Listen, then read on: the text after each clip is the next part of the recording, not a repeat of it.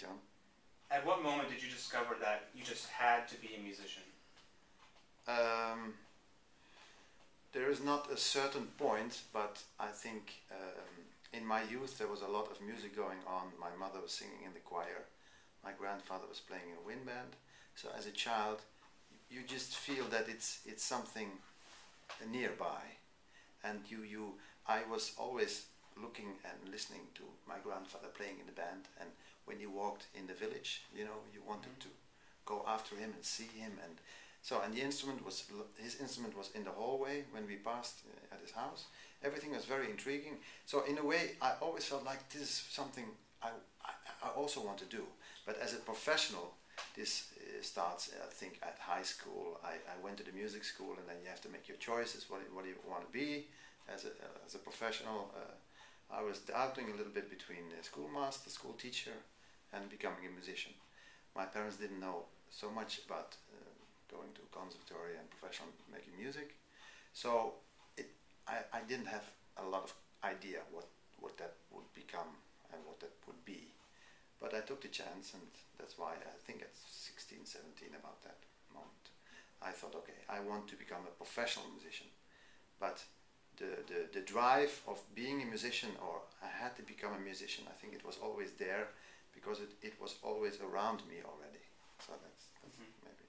And it seems kind of common here. Growing up in the Netherlands, it's like every village has their own band. Yes. Music is very important. Yeah, in the area where I came from, and I'm born in '68, so I was in the '70s was still very strong social feelings. Everybody was part of a wind band or part of a choir, or there was another kind of historical setting, schutterij it's called, or you could join the football club, but that was it in a way. It was a very social, very strong, connected society. So in a way it was kind of passed by through generations to be part of a certain, I don't know, a vereniging it's called in Dutch, society, it's English, yeah. vereniging. Yeah. So you're no longer 17 years old. No. So what is your necessity for going back on stage every week today? Okay. It's just the thrill of making music. It never dies. This is always there is this. It's a fantastic feeling. I know it from my childhood to make music together, and of course, while you improve, it becomes more even interesting. I don't know. It's something. Making music with professionals, it's also very inspiring when you have a very good conductor, when you play with very good colleagues. This also is a reason to go back to the stage. And for myself also the mystery of playing music and listening to music and to hear the music, the genius, those composers. I mean, it's fantastic to be there with that piece, like a Brahms symphony or a Mahler symphony, or even Mozart and even Gabrieli and all kinds of music. It's a mystery. I never really get it. I'm not able to compose such a piece. So there's always this hunger of being there, wanting to be there, wanting to understand, and that's my motivation to go back to the stage. And playing in an orchestra, you often play a lot of the same repertoire, like Brahms. Over and over again. Is each time you play a Brahms symphony it's a new experience, maybe with a new conductor, or? Yes, what I told you, for me, is a very big mystery. This Brahms, the symphonies, and every time I can listen to them, and I never get bored, because I want to know the secret, and I will not be able to, because I didn't wrote a piece like that, and I'm not able to. But there is still this. I don't know, it triggers kind of, even if I play it a lot more, and it's not that we play Brahms 20 times on the row. You play 1 week, you play 3 times or 4 times, and then after a few months another symphony comes along. So it's not that for half a year we play only Brahms too. That's not the case. So, and it also forms my my interpretation. It every time it's like education. I don't know. It makes me better. To listen to it, it does something with me. So what has been your most memorable concert you've ever done? Um, I think in the beginning, when I just came into the orchestra, you're very sensitive and because conscious about where you are and what you do, and maybe the audition is a very it's a very memorable moment. And I started with the Miraculous Mandarin. Mm-hmm. It's quite a demanding piece for the brass players, and so this period you're very sensitive. It all you know, you made it into the orchestra, and then you play such a piece, and that makes a big impression. And we went on tour with it, and we came on the BBC television and stuff like that.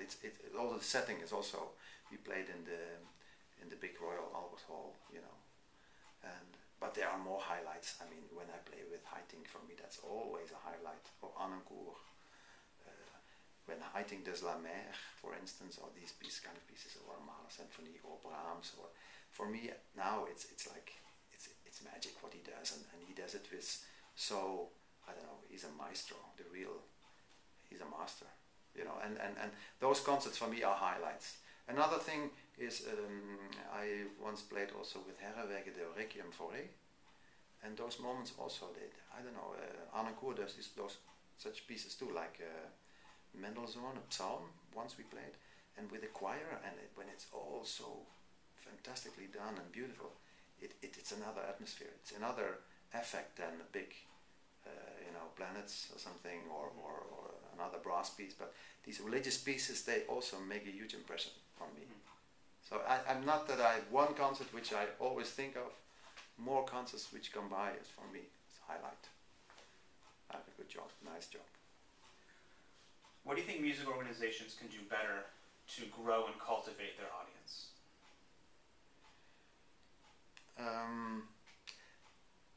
You talk about classical music? And right now, yeah, in general. Music organizations are referring to anything from a conservatory to a professional orchestra to a medium level orchestra to a chamber ensemble. Okay. Any kind of music organization that we're... The difficulty right now is that the difference between Europe or, let's say, South America, where you have this project in Venezuela, the difference is that here, it has always been here, it's always been, I don't know, the music is there and the organizations were there, but the real drive, a little bit, sometimes is missing. Everybody accepts this as a fact of life, and also I don't know, they just, I don't know, they consume it in a way, like, okay, it's there, and but the necessity, how to say, necessity, how to say, that it's really, yeah, that it's really necessary to do it. The motivation to make something out of nothing, that is not the case in Europe. And maybe that's also a little bit the Achilles heel of the classical music, that it was always there, it has a kind of status, and you need more than only that to push through and to reach new audience and to motivate younger people who now in this new time with digital and multimedia, they are divided in their attention. You have to take them, be able to take them with that kind of music, and that needs another attitude than just, okay, it's there and maybe you can choose this or can choose that, but it's not enough for classical music. You have to go into it in a certain way, I think. And do you think we're not doing a very good job of that right now? Some are doing a very good job, but some also not. There are people who just consume this setting, that there are musicians and that they are part of this organization, and things have to be organized for them. And some other people are very active, and they just are with 2 feet also on the ground, and they search, I don't know, they organize opportunities for young people.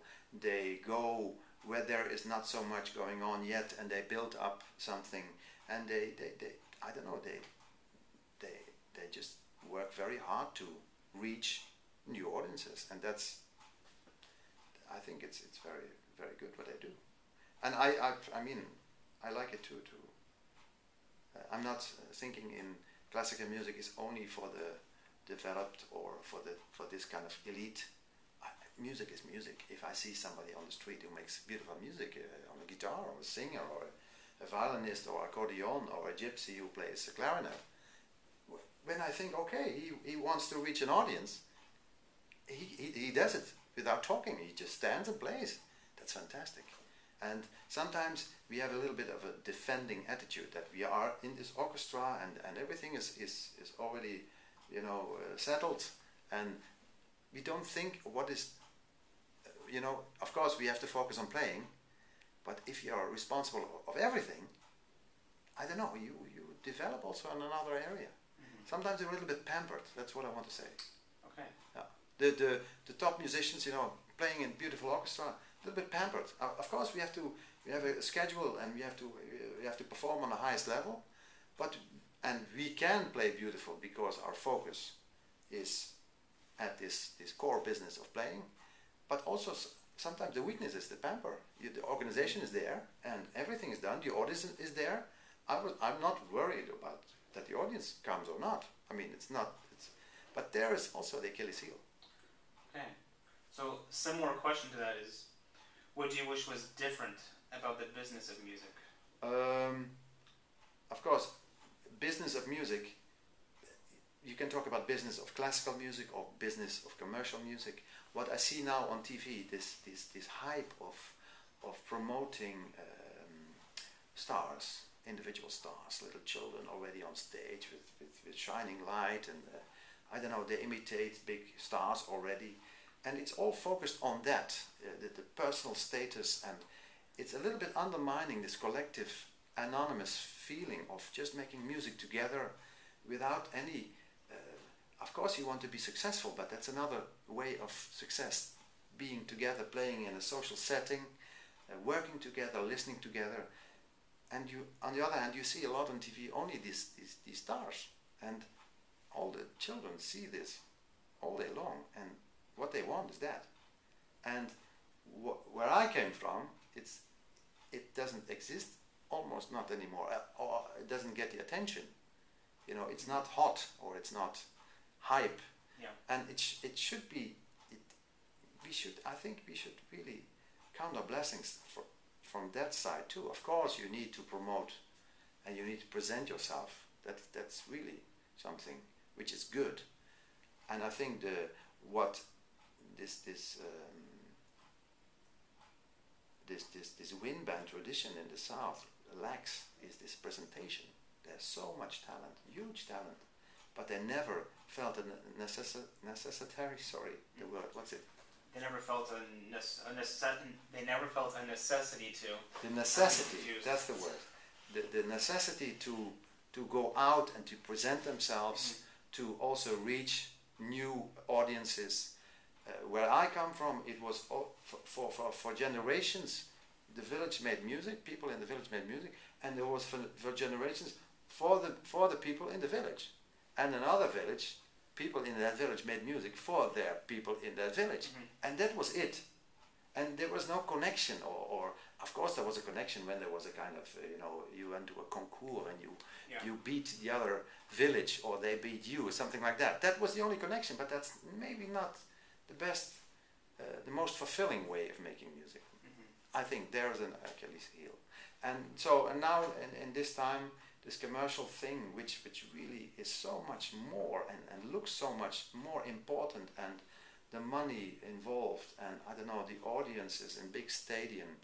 I mean, there's so much money going to that kind of music setting, and also the attention that classical music. Yeah, you can wait until they come, but they won't come by themselves if they don't know what's going on, or what is it.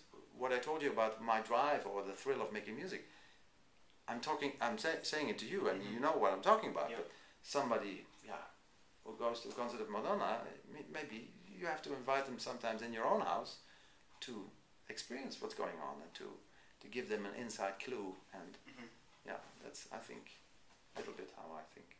All right. Thank you, Raymond. That's it.